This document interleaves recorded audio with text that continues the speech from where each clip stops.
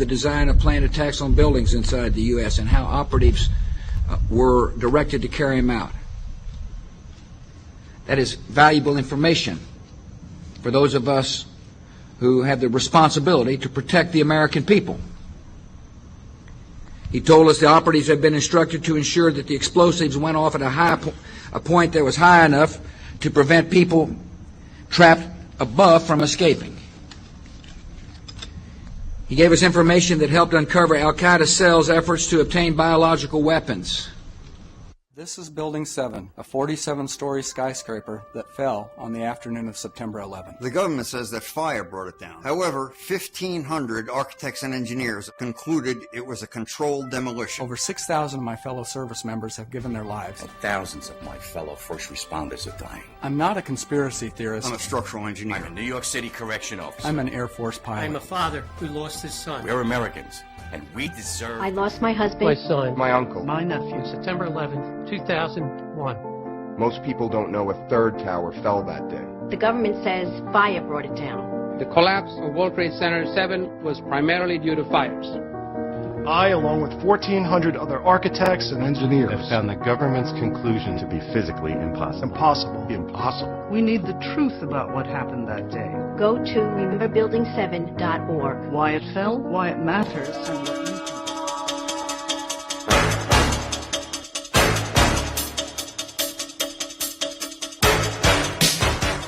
It is important to understand the difference between the term Jews, Hebrews, and Zionists.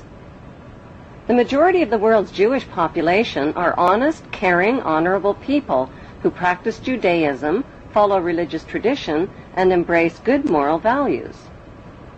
The term Hebrew refers to the Hebrew language. It also refers to the Hebrew people who are the ethnic descendants of the original 12 tribes of Israel.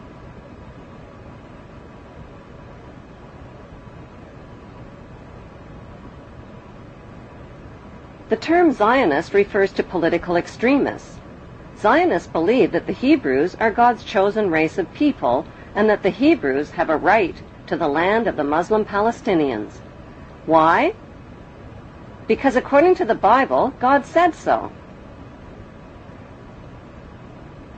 These Zionist extremists represent only a small minority of Jews and Hebrews.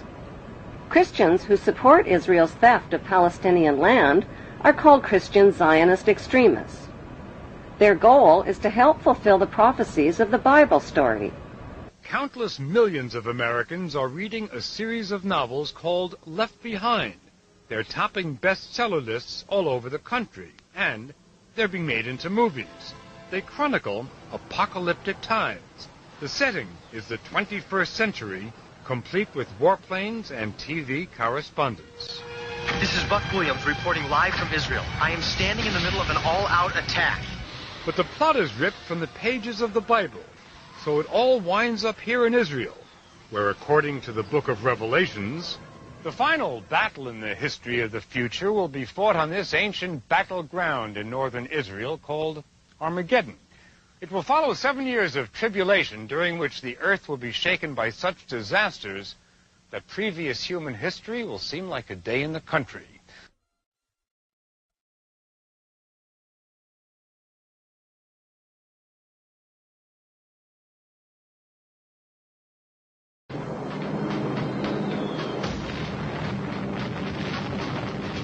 I made the only decision I ever knew how to make.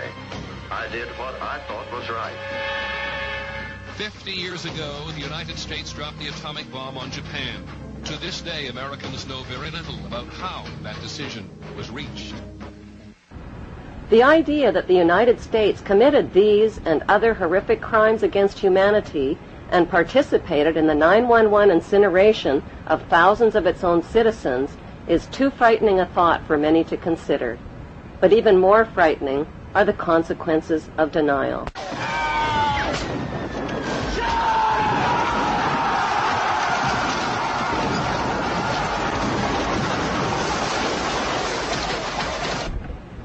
Did the world wars, revolutions, and big events of human history evolve naturally, or were they calculated and pre-planned?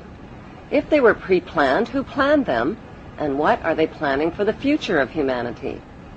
The answer to this puzzling question can be found within the boundaries of 3 of the world's most powerful cities. Those 3 cities belong to no nation and pay no taxes. They are Washington's District of Columbia, which is not part of the city of Washington or of the United States, the inner city of London, which is not part of London or England, and Vatican City, which is not part of Rome or Italy. These cities, called city-states, have their own independent flag, their own separate laws, and their own separate identity.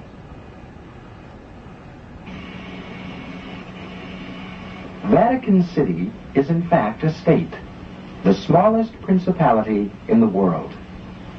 It lies on the banks of the Tiber, completely surrounded by the city of Rome. Its status as a separate state emerged from the Lateran Agreements of February 1929. It has its own newspaper, postal service, radio and television station, its own flag, and a population of about 1,000. The Vatican also has its own army of Swiss guards, and it even has its own prison. Gracing the walls of St. Peter's Basilica is the Vatican-approved image of God, an angry, bearded man in the sky, painted by Michelangelo. Sinners who disobey God's list of thou shalt nots risk incurring his wrath and damnation and burning in Satan's eternal hellfire. Cruel and violent images of God's tortured Son, suffering, bleeding, and dying, with thorns gouged through his skull and nails pounded through his feet and hands, are on display throughout the Vatican. These images serve as reminders that God allowed his Son to be tortured and killed to save the souls of human beings who are all born sinners. These explanations and scary images are especially difficult for children to comprehend. The Vatican rules over approximately 2 billion of the world's 6.1 billion people. The colossal wealth of the Vatican includes enormous investments with the Rothschilds in Britain, France, and the USA, and with giant oil and weapons corporations like Shell and General Electric. The Vatican's solid gold bullion worth billions is stored with the Rothschild-controlled Bank of England and the U.S. Federal Reserve Bank.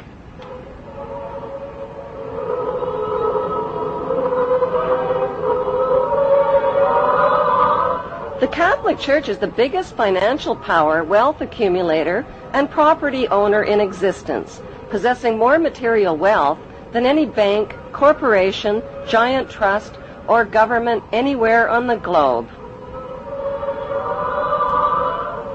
The Pope, who is the visible ruler of this colossal global wealth, is one of the richest men on earth. While 2/3 of the world earns less than $2 a day, and 1/5 of the world is underfed or starving to death, the Vatican hoards the world's wealth, profits from it on the stock market, and at the same time preaches about giving. How did the Pope and Vatican accumulate all that wealth over the millennium? One method was to put a price tag on sin. Many bishops and popes actively marketed guilt, sin, and fear for profit by selling indulgences. Worshippers were encouraged to prepay for sins they hadn't yet committed and get pardoned ahead of time. Those who didn't pay up risked eternal damnation in Satan's oven. Pope Leo X rebuilt St. Peter's Basilica, selling tickets out of hell and tickets to heaven. During the Dark Ages, the Catholic Church not only hoarded the wealth they collected from the poor, but hoarded knowledge. They kept the masses ignorant and in the dark by denying them a basic education.